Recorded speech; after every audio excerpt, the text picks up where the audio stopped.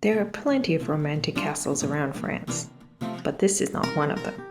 Welcome to Carcassonne, a medieval fortress city that looks like it was built by a movie set designer. There's no gilded mirrors or chandeliers here.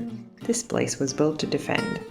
With massive double walls, 52 towers, drawbridges, and multiple moats, this place was built for more medieval drama than a Game of Thrones episode. Located in the south of France in the region of Occitanie, Carcassonne is near the Pyrenees Mountains and the Mediterranean Sea.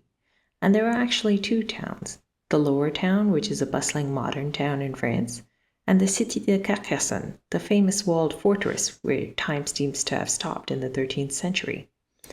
This isn't a castle for royals, it is an entire walled city, with medieval streets, houses, a basilica, and a castle inside a castle, with room for about 4,000 terrified peasants during a siege. The hill upon which Carcassonne is located has been occupied since the Neolithic era. It was the Romans who built the first real walls here in the 3rd century before Christ. You can still see some of the original Roman stones, larger and smoother than the rest of the walls. After Rome fell, Carcassonne bounced around like a political football, held by the Visigoths, Saracens, Franks, and eventually, in the 12th century, the powerful Viscounts of Albi. But the name Carcassonne is based on a legend that takes place in the 8th century at the time of the Holy Roman Emperor Charlemagne. It was a period during which the wars between Christians and the Muslims were taking place in what is now Spain and southern France. At the time, Carcassonne was under Sassanid rule, and Charlemagne's army were at the gates to reconquer the city for the Franks. It is said that a princess named Lady Carcasse ruled the city after the death of her husband. With the walled city under heavy siege, food and water were running out, so Lady Carcasse made a decision. She had the villagers take an inventory of all the remaining reserves, and when the villagers brought her back a pig and a sack of wheat, she decided to take radical measures. Rather than saving the little food that was left, Lady Carcasse had the idea to throw the pig from the highest tower of the city walls as a sort of bowling ball. According to the legend, Charlemagne abandoned the siege, seeing the pig, believing that the city had enough food to waste pigs in such a way. Overjoyed by the success of her plan, Lady Carcasse had all the bells in the city ring out.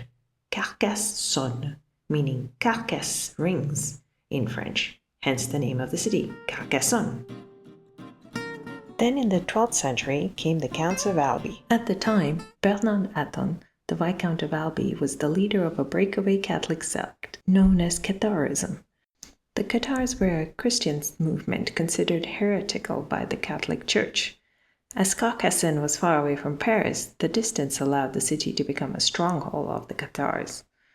The people here believed in spiritual purity and rejected the material world. But in other words, they refused to pay taxes to the Catholic Church and the king, and it is that point that probably sealed their fate.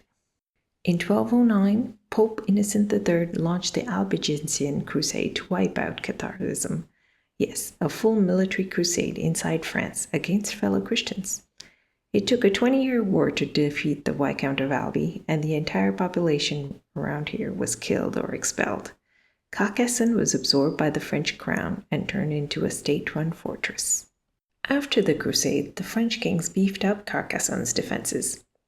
Saint King Louis IX founded a new part of the town with his successors, rebuilding and reinforcing the outer ramparts. What you see today, those 2 rings of walls and those 52 watchtowers, that's all part of the effort to make sure that Carcassonne would never fall again. This was medieval military engineering at its best. There were murder holes, arrow slits, trap gates. Even if you breached the first wall, you'd find yourself stuck in a narrow killing zone before you ever reached the second. During the 100 Years' War, Edward, the English Black Prince, failed to take the city in 1355, although his troops destroyed the lower town. Carcassonne was never successfully taken in battle again. That is, until the 20th century, but more on that later. By the 17th century, Carcassonne's glory days were fading. It was safely within the French borders, and a castle here was not needed. Cannons made its walls obsolete, and the fortress was abandoned. The upper city fell into ruin. By the 1800s, part of the citadel were being dismantled for stone, and there was serious talk of demolishing the whole thing because it was so unstable. Enter a man named Eugène Viollet-le-Duc. Viollet-le-Duc was a 19th century architect, historian, and medieval enthusiast. Here was a man who was even famous in his own time for renovating the Notre Dame Cathedral in Paris and Mont Saint-Michel in Normandy.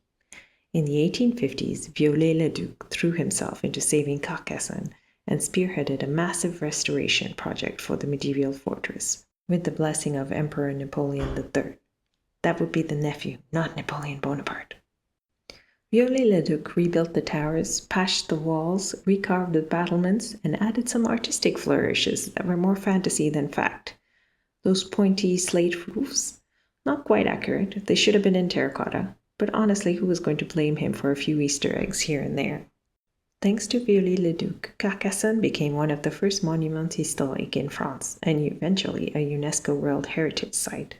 The arrival of World War II, however, would put Viollet-le-Duc's work in jeopardy. Carcassonne once again became a military base, but not for the French. Rather, it became a base for the German Reich, with the French resistance in the countryside attempting to foil their plans. The basilica and the tunnels around it became important passageways for the resistance during the German occupation. A famous story from 1944 tells of a French-American soldier who was hidden here by the resistance for 2 nights, right under the noses of the enemy. Sully de Fontaine was a GI with the American Special Forces who had been parachuted into the area to extract another pilot out.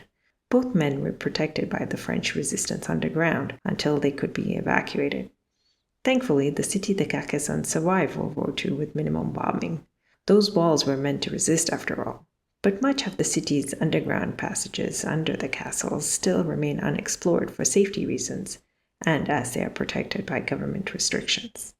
For more information on how to get to Carcassonne and the region of the Occitanie, there is a link in the description to my website for more details about visiting the chateau.